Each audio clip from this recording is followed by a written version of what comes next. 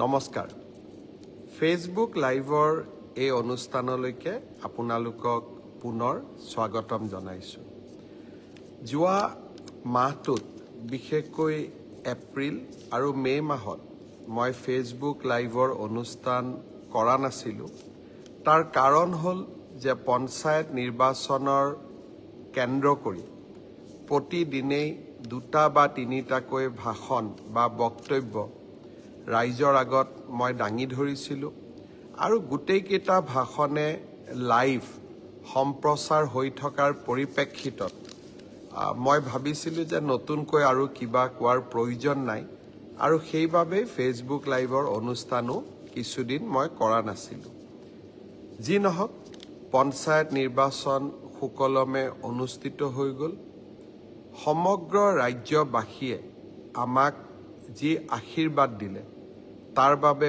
পোন প্ৰথমে মই আপোনালোকলৈ মোৰ শ্ৰদ্ধা আৰু সেৱা আগবঢ়াইছো 397খন আসনৰ ভিতৰত জিলা পৰিষদৰ আসনৰ ভিতৰত আমাৰ মিত্ৰ দলটোৱে বা আমাৰ মিত্ৰ শক্তিটোৱে 301খন আসনত বিজয়ী হ'বলৈ সক্ষম হ'ল আঞ্চলিক সদস্য পদটো আমি এনেকৈ এক বৃহৎ বিজয় লাভ কৰিবলৈ সক্ষম হলো এনেকুৱা বহুত জিলা আছে যি জিলাত আমি সম্পূৰ্ণ 100% আসনো জয়লাভ কৰিবলৈ সক্ষম হৈছো ৰাইজৰ প্ৰতিটো ভোট মই আৰু আমাৰ দলে আশীৰ্বাদৰ নিৰ্মালী হিচাপে গ্ৰহণ কৰিছে আৰু আমি পুনৰ এবাৰ আপোনালোকক প্ৰতিশ্ৰুতি দিছো যে আমি জনতাৰ সেৱাত নিজকে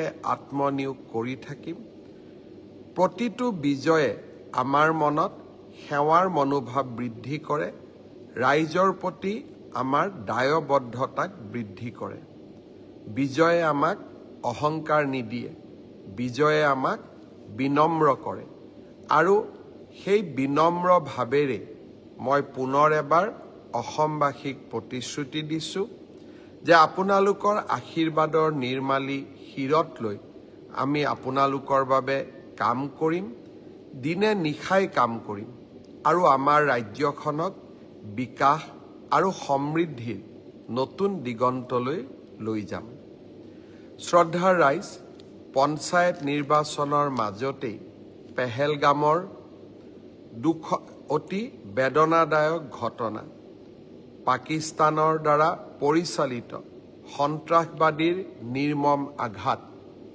স্বাভাৱিকতে ভাৰতবাসীক বেদনাসিক্ত কৰি তুলিছিলে পঞ্চায়ত নিৰ্বাচনৰ সময়ত মই যি স্থানলৈকে গৈছিলো সকলো স্থানতে জনতাৰ মাজত থকা সেই বেদনা মই প্ৰত্যক্ষ কৰিছিলো অপাৰেশ্যন সিন্দুৰৰ জৰিয়তে প্ৰধানমন্ত্ৰী নৰেন্দ্ৰ মোদীয়ে যিসকল সন্ত্ৰাসবাদীয়ে আমাৰ মাতৃ কন্যা আৰু ভগিনীৰ শিৰৰ পৰা সিন্দুৰ মচি দিবলৈ চেষ্টা কৰিছিল তেওঁলোকক আমি উচিত প্ৰত্যুত্তৰ দিয়াৰ বাবে সকলো প্ৰকাৰে এক ভীষণ আঘাত দিবৰ বাবে আমি সাজু হৈছিলো আৰু আমাৰ সেনাবাহিনীয়ে সেই আঘাত দিবলৈ সক্ষম হৈছিল পাকিস্তানত বহু দিনৰ পৰা পৰিচালিত সন্ত্ৰাসবাদৰ ঘাটিসমূহক ভাৰতৰ মিছাইলে ধ্বংস কৰিছিল আনকি কান্দাহাৰৰ বিমান অপহৰণৰো প্ৰতিশোধ ভাৰতে ল'ব পাৰিছিল পৰৱৰ্তী কালত পাক সেনাই আমাৰ ওপৰত আক্ৰমণ চলোৱাৰ লগে লগে ভাৰতীয় সেনাই আক্ৰমণ তীব্ৰতৰ কৰিছিল লাহোৰ ইছলামাবাদৰ বিমান ঘাটিসমূহকো ভাৰতীয় সেনাই নিজৰ প্ৰচণ্ড শক্তিৰে ধ্বংস কৰিছিল ভাৰতীয় সেনাৰ বিজয়ত আমি গৌৰৱান্বিত মই পুনৰ এবাৰ সেনাবাহিনীৰ প্ৰতিজন জোৱানক প্ৰতিজন বিষয়াক কৃতজ্ঞ অসমবাসী ৰাইজৰ হৈ আকৌ এবাৰ কৃতজ্ঞতা জনাইছো প্ৰধানমন্ত্ৰী নৰেন্দ্ৰ মোদী ডাঙৰীয়াৰ নেতৃত্বত ভাৰতে প্ৰমাণ কৰিলে যে সন্ত্ৰাসবাদক নৱভাৰতে স্বীকাৰ নকৰে। সন্ত্ৰাসবাদক আমি যোগ্য প্ৰত্যুত্তৰ দিম।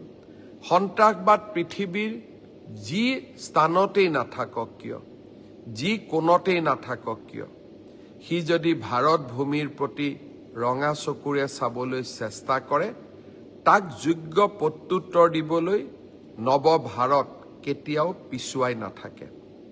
প্ৰধানমন্ত্ৰী নৰেন্দ্ৰ মোদীয়ে ভাৰতবৰ্ষৰ বীৰ গাথাক, প্ৰতিজন ভাৰতৰ শৌৰ্য, প্ৰতিজন ভাৰতীয়ৰ শৌৰ্য বীৰ্যক আকৌ এবাৰ যেন নতুন তেজেৰে তেজোদীপ্ত কৰি তুলিলে, জীৱন্ত কৰি তুলিলে, প্ৰাণৱন্ত কৰি তুলিলে। মই পুনৰ এবাৰ প্ৰধানমন্ত্ৰী নৰেন্দ্ৰ মোদী ডাঙৰীয়াক ধন্যবাদ, অভিনন্দন আৰু দেশবাসীৰ কৃতজ্ঞতা জনাইছোঁ। ৰাজ্য চৰকাৰৰ কেবিনেটত আমি সিদ্ধান্ত লৈছিলোঁ যে পেহেলগামত নিহত হোৱা প্ৰতিটো পৰিয়ালক আমি অত্যন্ত বিনম্ৰতাৰে অসমবাসী ৰাইজৰ হৈ 5 লাখ টকাকৈ আগবঢ়াম। টকাৰে জীৱন কিনিব নোৱাৰে, কিন্তু এই বিনম্ৰতাৰে সৈতে আমি তেওঁলোকৰ ত্যাগক এবাৰ সোঁৱৰণ কৰিব পাৰোঁ। অহা কেইটামান দিনত আমাৰ মন্ত্ৰীসভাৰ সদস্যসকলে এই 26টা পৰিয়ালৰ ওচৰলৈ যাব, অসমবাসী ৰাইজৰ শোকবাৰ্তা প্ৰেৰণ কৰিব আৰু আপোনালোকে আগবঢ়োৱা ক্ষুদ্ৰ শ্ৰদ্ধাঞ্জলিখিনিও আগবঢ়াই থৈ আহিব। শ্ৰদ্ধাৰ ৰাইজ, এডভান্টেজ আছাম 2.0 আমি যেতিয়া আৰম্ভ কৰিছিলোঁ, আমাৰ মনত অসমৰ বাবে উদ্যোগীকৰণৰ এক নতুন সপোন আছিল। প্ৰতিটো দিনাই মাদ্ৰাজ, চেন্নাই, বেংগলোৰ, কেৰালালৈকে গ'লে অসমীয়া ল'ৰা ছোৱালীক আমি লগ পাওঁ। 7,000, 8,000 টকাত তেওঁলোকে চাকৰি কৰে। তাতে তেওঁলোকে কোনোবা আদানী, কোনোবা আম্বানীৰ কোম্পানীতে তেওঁলোকে কাম কৰে।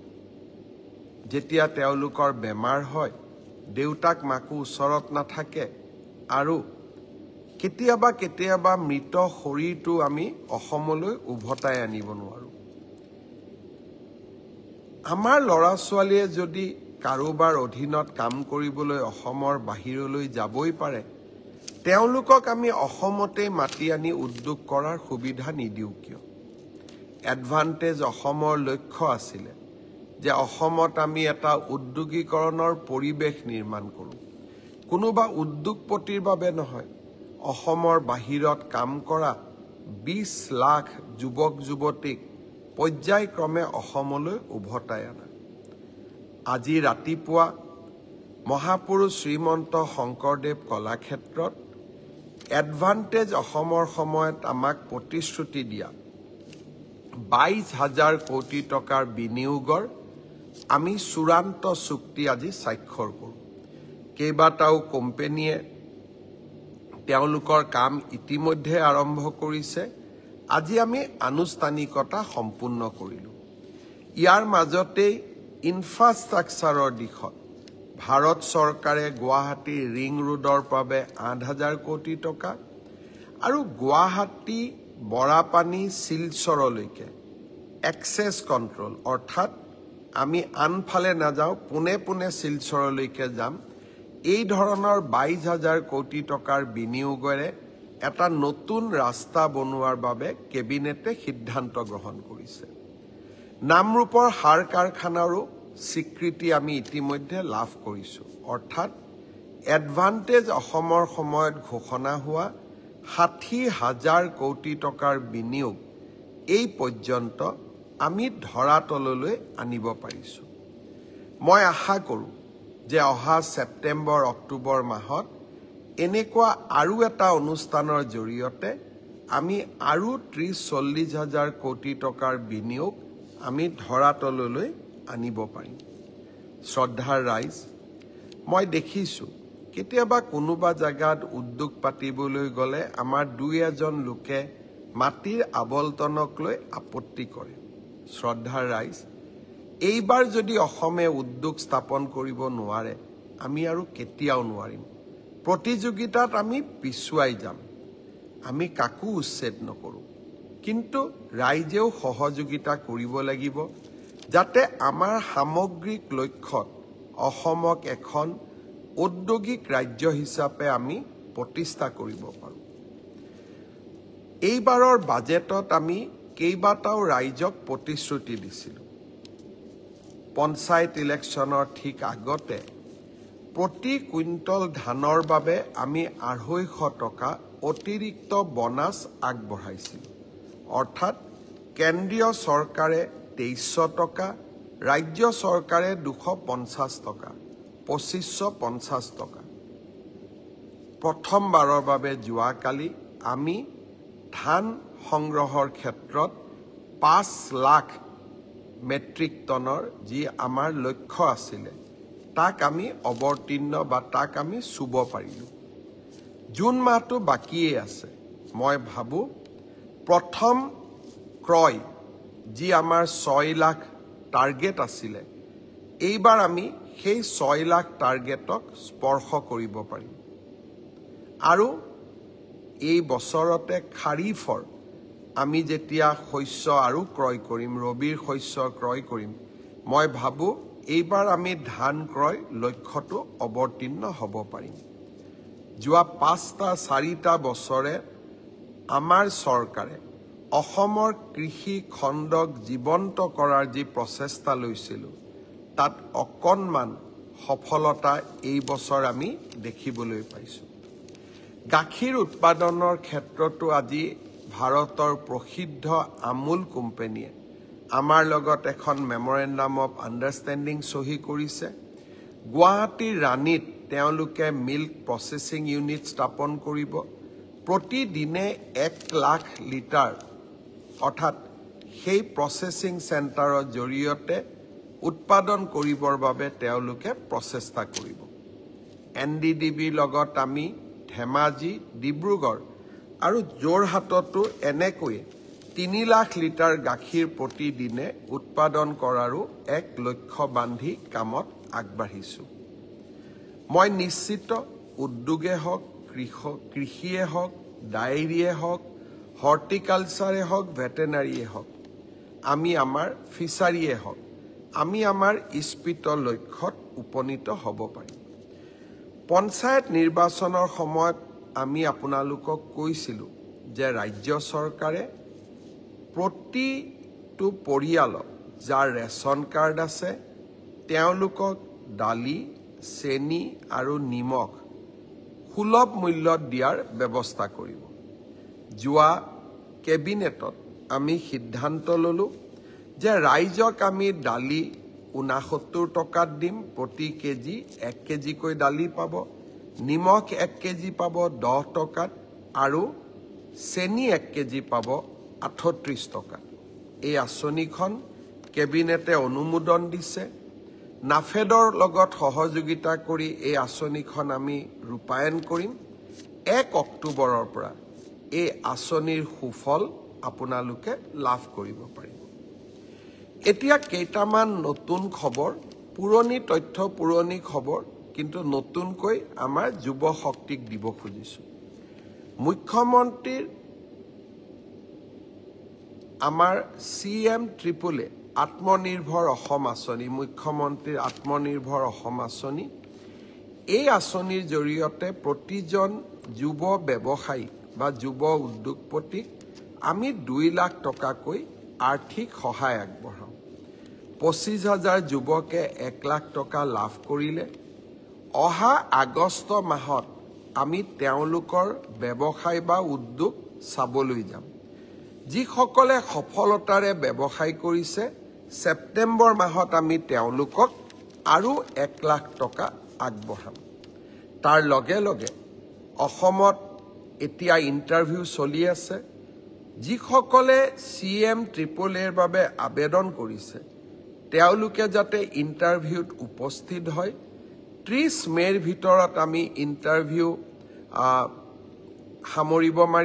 সামৰণি মাৰিব খুজিছোঁ, যাতে আমি নেক্সট 75,000 যুৱক যুৱতীক 1 লাখকৈ টকা আগবঢ়াব পাৰোঁ আৰু তেওঁলোকে এই টকাৰ সুযোগ বা উচিত ব্যৱহাৰ কৰিলে আৰু 1 লাখ টকা তেওঁলোকক আমি আগবঢ়াব পাৰোঁ।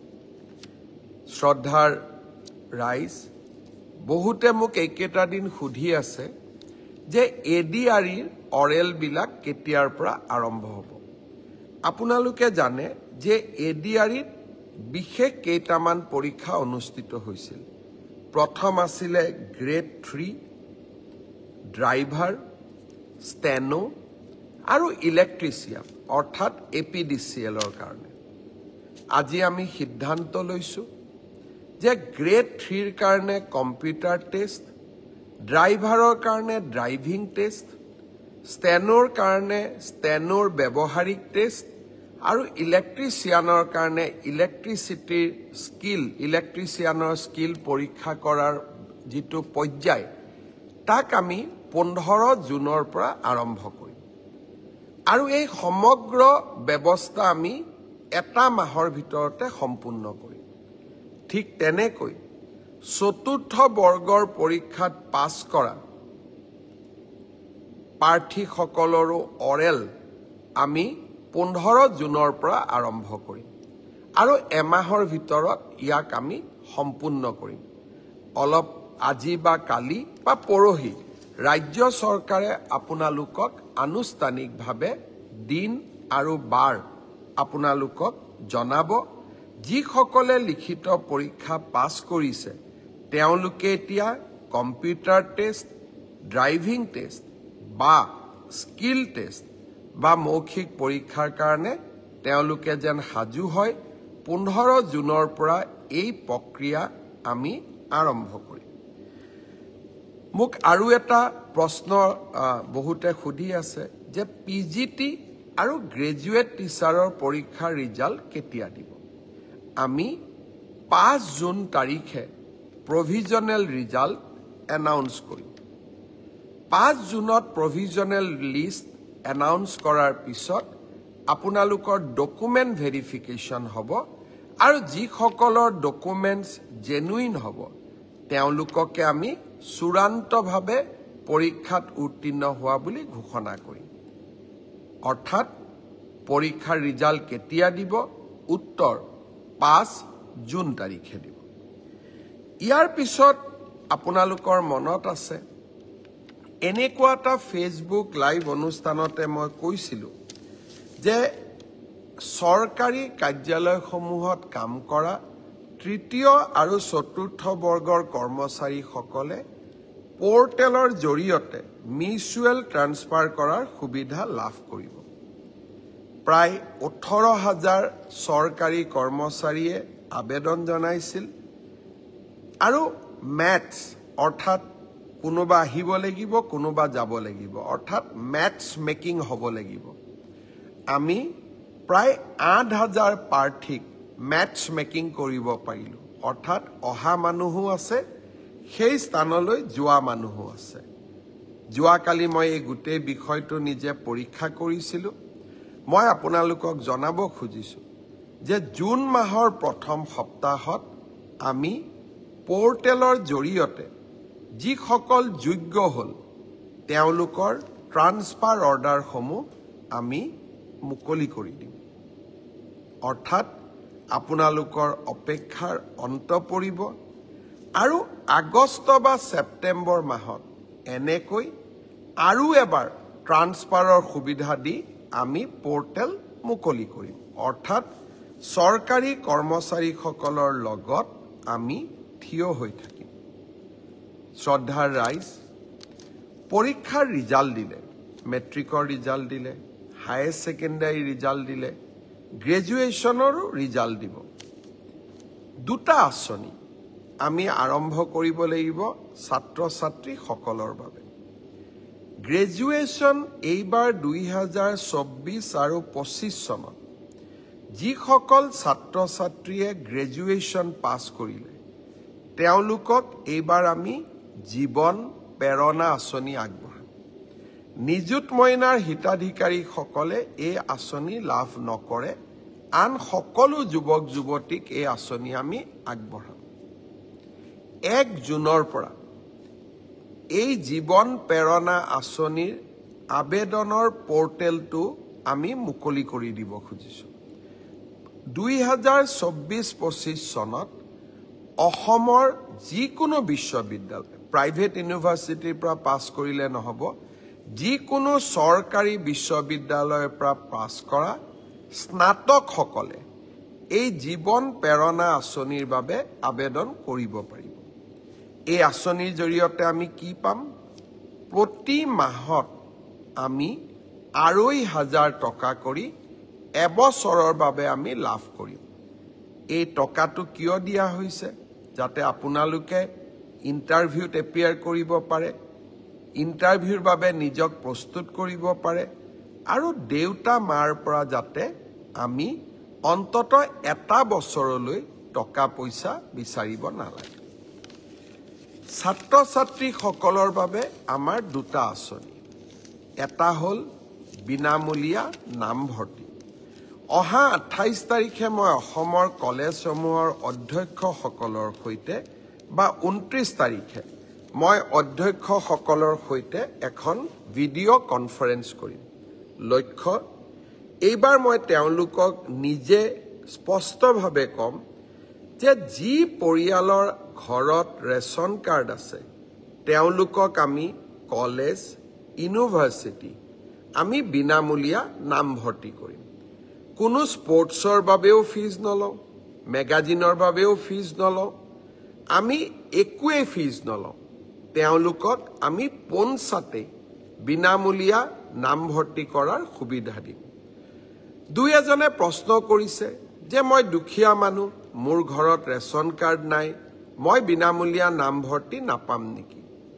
আপোনালোকে বিনামূলীয়া নামভৰ্তিৰ সুবিধা লাভ কৰিব কিন্তু তাৰ বাবে আপোনালোকক এখন ইনকাম সাৰ্টিফিকেট লাগিব কিন্তু যাৰ ৰেচন কাৰ্ড আছে ৰেচন কাৰ্ডখনে ইনকাম সাৰ্টিফিকেট তেওঁক আৰু অতিৰিক্তকৈ কোনো বেলেগ প্ৰমাণৰ প্ৰয়োজন নাই তেওঁলোকে পোনে পোনে কলেজত বিনামূলীয়া নামভৰ্তি কৰিব পাৰিব শ্ৰদ্ধাৰ ৰাইজ নিযুত মইনা আঁচনি মোৰ আটাইতকৈ ভাল লগা এখন আঁচনি অসমৰ মোৰ ছোৱালী ভাগিনসকলৰ বাবে ভাগিনীসকলৰ বাবে আমি নিযুত মইনা আঁচনি আৰম্ভ কৰিছিলোঁ যোৱাবাৰ প্ৰথম বৰ্ষত আমি নিযুত মইনা আঁচনি আগবঢ়ালোঁ আপোনালোকে সকলোৱে জানে যে এই আঁচনি আমি বছৰত 10 মাহৰ বাবে এই আঁচনিৰ টকা আমি লাভ কৰোঁ এতিয়া 10 মাহ সম্পূৰ্ণ হ'ব কিন্তু দ্বিতীয় বছৰতো আমি নিযুত মইনাৰ আঁচনি পাম দ্বিতীয় বছৰৰ কাৰণে আমি ইতিমধ্যে আপোনালোকৰ প্ৰপত্ৰসমূহ আমি সাজু কৰি উলিয়াইছো কলেজৰ অধ্যক্ষসকলে আপোনালোকক প্ৰপত্ৰ যোগান ধৰিব যিসকলে দ্বিতীয় বছৰতো ষ্টাডি কন্টিনিউ কৰিব খোজে ড্ৰপ আউট নকৰে তেওঁলোকক আমি নিযুত মইনা আঁচনি নিৰন্তৰভাৱে আমি দ্বিতীয় বছৰৰ বাবেও যোগান ধৰিম অৰ্থাৎ ফাৰ্ষ্ট ইয়াৰত আমি পালো বা পাই আছো এতিয়া আমি সেকেন্ড ইয়াৰতো পাম এইবাৰ আমি আঁচনিখনত দুই এটা পৰিৱৰ্তন আনিছো চৰকাৰী মহাবিদ্যালয় বা বিশ্ববিদ্যালয় যিসকলে সেলফ ফাইনেন্সিং কোৰ্সত পঢ়ি আছে তেওঁলোকেও এইবাৰ নিযুত মইনা পাব যোৱাবাৰ মোক বহুত ছোৱালীয়ে লিখিছিল যে মামা আমি নিযুত মইনা পোৱা নাই পিছত মই খবৰ কৰি গম পাইছিলো যে তেওঁলোকে চৰকাৰী কলেজতে পঢ়ে প্ৰাদেশিকিত কলেজত পঢ়ে কিন্তু সেলফ ফাইনেন্সিং কোৰ্সত পঢ়ে তাৰ বাবে যোৱাবাৰ আমি নিযুত মইনা দিয়া নাছিলো কিন্তু এইবাৰ আমি সেলফ ফাইনেন্সিং স্কিমত পঢ়া সকলকো আমি নিযুত মইনা আঁচনি দিম প্ৰশ্ন হ'ব প্ৰথমৰ পৰা দ্বিতীয় বৰ্ষত পোৱা সকলে নিযুত মইনা পালে প্ৰথম বৰ্ষৰ সকলে নিযুত মইনা পাবনে নাই আপোনালোকে চিন্তা নকৰিব নামভৰ্তি কৰাৰ লগে লগে আপোনালোকে নিযুত মইনাৰ প্ৰপত্ৰ পাব আৰু নিযুত মইনাৰ প্ৰপত্ৰ পূৰণ কৰাৰ লগে লগে ক্লাছ 11 ডিগ্ৰী ফাৰ্ষ্ট ইয়াৰ আৰু পোষ্ট গ্ৰেজুৱেট ফাৰ্ষ্ট ইয়াৰত নাম লগোৱা সকলো ছোৱালীয়ে নিযুত মইনা আঁচনি লাভ কৰিব। কিছুমানে মোক কৈছে যে মামা স্কুটি নিদিয়ে নেকি? এইবাৰ আমি হায়াৰ ছেকেণ্ডাৰী পৰীক্ষাৰ আগতেই বাতৰি কাকতত ডাঙৰ ডাঙৰ বিজ্ঞাপন দি সকলোকে জনাইছো যে নিযুত মইনা আৰু স্কুটি দুইটা আঁচনি ৰাজ্য চৰকাৰে পৰিচালনা কৰিব পৰাৰ সক্ষমতা আমাৰ নাই।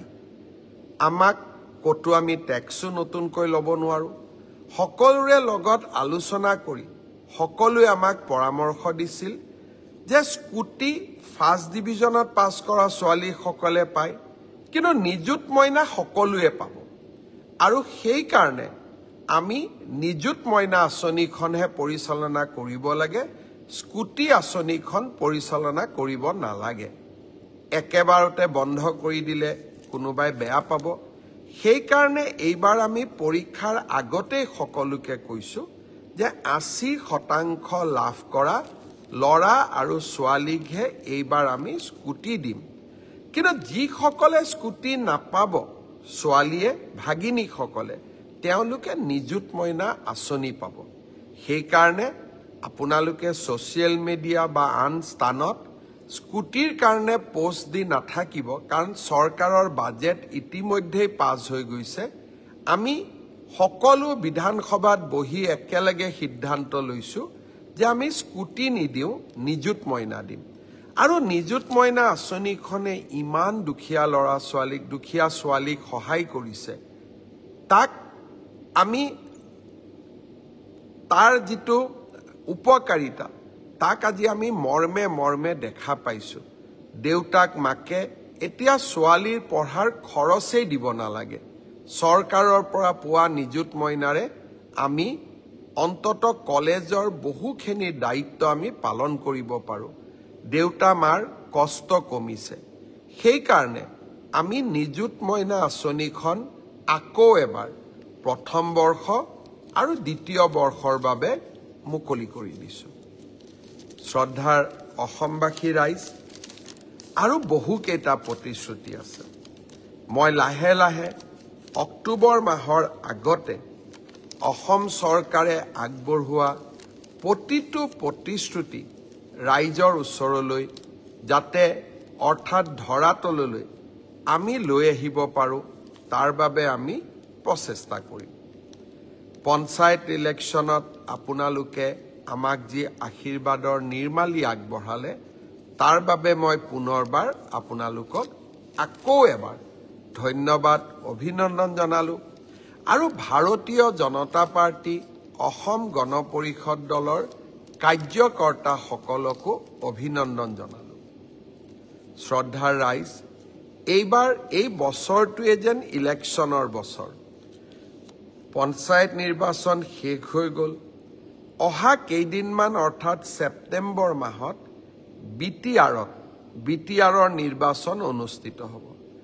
তাৰ পিছতেই মিচিং কাউন্সিল, সোণোৱাল কাউন্সিলৰো নিৰ্বাচন অনুষ্ঠিত হ'ব। আৰু এনেধৰণে গৈ গৈ আমি 2026 চনৰ বিধানসভা নিৰ্বাচনতো উপস্থিত হ'ম। আপোনালোকৰ নিৰন্তৰ আশীৰ্বাদ লাগিব, আমি যাতে এখন নতুন অসম নিৰ্মাণ কৰিব পাৰোঁ। মই ফেচবুক লাইভ কৰি থাকোঁতেই মই দেখিছোঁ মিনু দত্তই লিখিছে গড ব্লেছ ইউ, আমিনুল মণ্ডলে লিখিছে ভেৰি গুড, ফৰিদ জামানে লিখিছে গ্ৰেট CM, উৎপল পাটোৱাৰী লিখিছে গ্ৰেট CM, দেৱজিৎ নাথে লিখিছে ইউ আৰ গ্ৰেট, আকাশ বৰ্মনে লিখিছে থেংক ইউ মামা, আমাৰ মন্টু নাথে লিখিছে অভাৰলেপিঙৰ কথা একো চিন্তা নকৰিব, এইবিলাক আপোনালোকে মনত ভাবি নাথাকিব, সকলোৱে ন্যায় পাব। ৰেখা দেৱীয়ে লিখিছে গ্ৰেট CM,